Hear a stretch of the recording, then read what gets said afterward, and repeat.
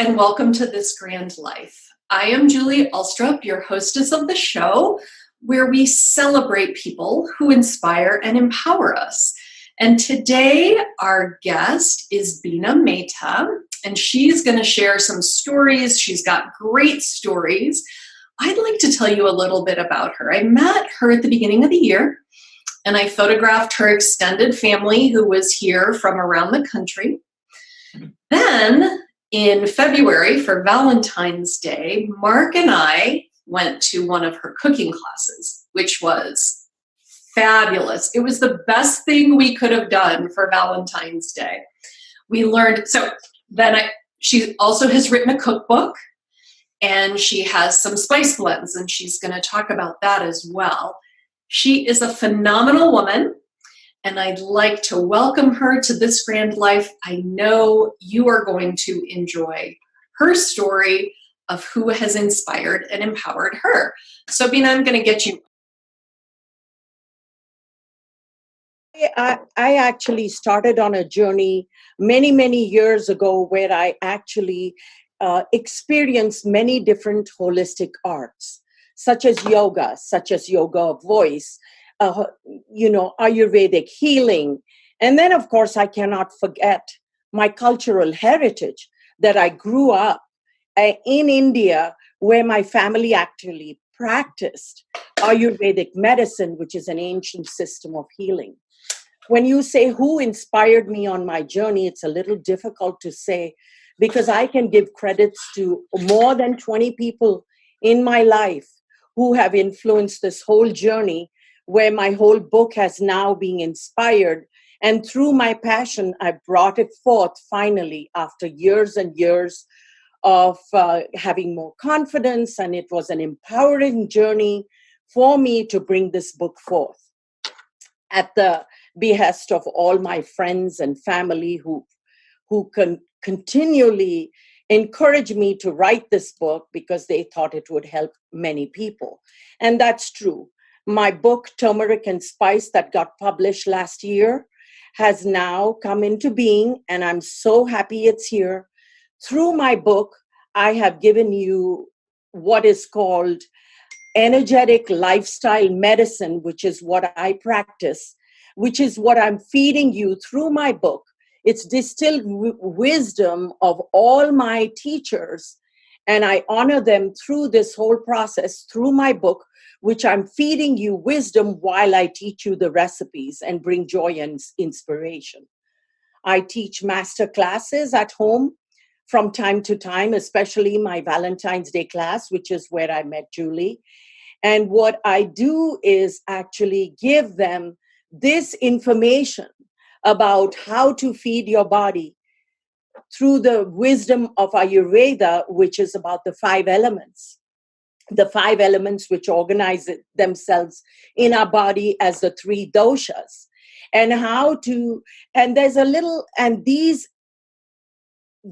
elements, these 3 doshas then support our structure and function in our body that help us live effectively. This is a lifestyle wisdom. Whole wisdom of Ayurveda is to eat as human, to digest as divine. Oh, which yeah. teaches you to understand that it's not about eating the best food there is. Okay, yes, there is. But to eat for your body type and to determine what dosha you are, to eat at the right time, to eat for the right seasons, to eat for the right place of what nature is offering. And there are so many nuances on that. And so we need to pay attention to that, which will then, in addition, nourish and nurture our souls and our body, where we can come out and be our own, bring out our own potential of who we are and what we are and offer our gift to the world. So this is one of the master classes that even though I do cooking classes, I am actually feeding you this wisdom, which is ancient. And I'm kind of doing it in bits and pieces throughout my different classes that I offer. So yeah. that up in the class that we had on Valentine's Day, because you talked so much about, the feeding and the nourishment, and to eat is human and to digest is divine. And really thinking, it got me thinking, because we've been on, I would say over the last 8 months, a real transformation in the way we eat and what we do and what we choose to put into our bodies. And we've noticed such big changes, and so much, just like you said, Bina, so much energetic, higher energy, it feels like, and we're really able to have such a big impact, and it's pretty remarkable. And I think that your sharing that you've had like 20 different teachers that have inspired and empowered you is really, really remarkable. I'm guessing that that's probably true for many of us, that we've had lots of people who've inspired and empowered us. And what that does for me is it helps me think about, who are all the people in my life? Because you've obviously thought of that. Who are the people who've inspired and empowered you? And that's such a gift, such a gift. And then you're sharing your gift, which is, yes, I am, amazing. There's also Ayurveda, also one of the things which is key to Ayurveda, and I do want to share this in our very times of crisis right now, Sure. is that we have been given a chance to reset, to be with in our homes, to be with our families, which comes as an afterthought.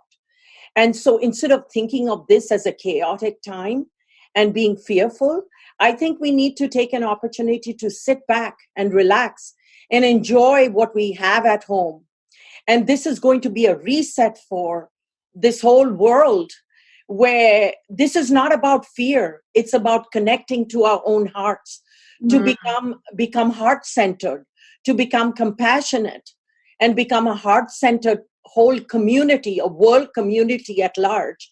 And one of the pieces I do, in addition to Ayurvedic medicine, to bring about mind, body, and spirit, is that through my healing, which is called universal white time healing, I try to bring balance to your mind, because your mind is such a powerful tool which causes imbalance in our indigestion, and causes indigestion in our bodies, and causes low immunity because we get frightened and filled with anxiety. So how do we bring back balance in our bodies? By understanding that mind is your component also to bring about a healthy body.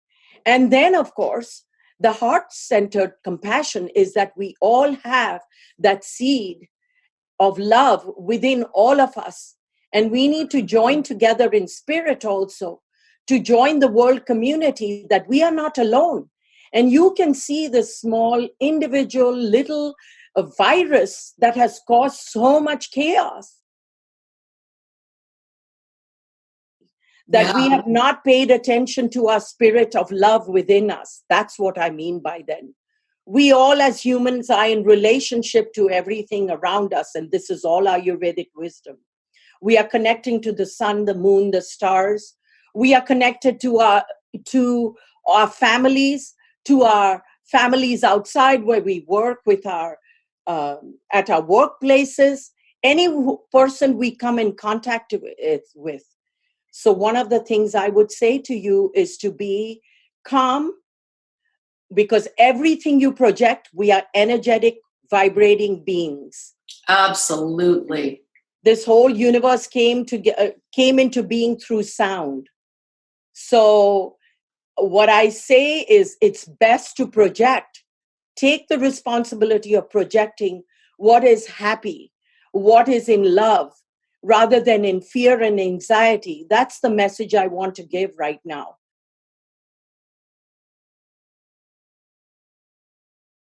I love a message of love, and such a beautiful message. And thank you for joining us today on This Grand Life. Like I said, it is perfect and divine timing. If I can get this video produced, it may have to go up tomorrow because of the way YouTube and things go out. But thank you so much for being here, Bina. I'm going to put your website either in the comments below or in the description. So if people want to connect with you, they can connect. We'll have some photographs. People will be able to see photographs of you and your beautiful family here in January. And I know that you will be connecting with them and sharing with them through this time, as will I be connecting with my family. And I want to thank you for being on This Grand Life. Thank you so much for the opportunity. It was wonderful.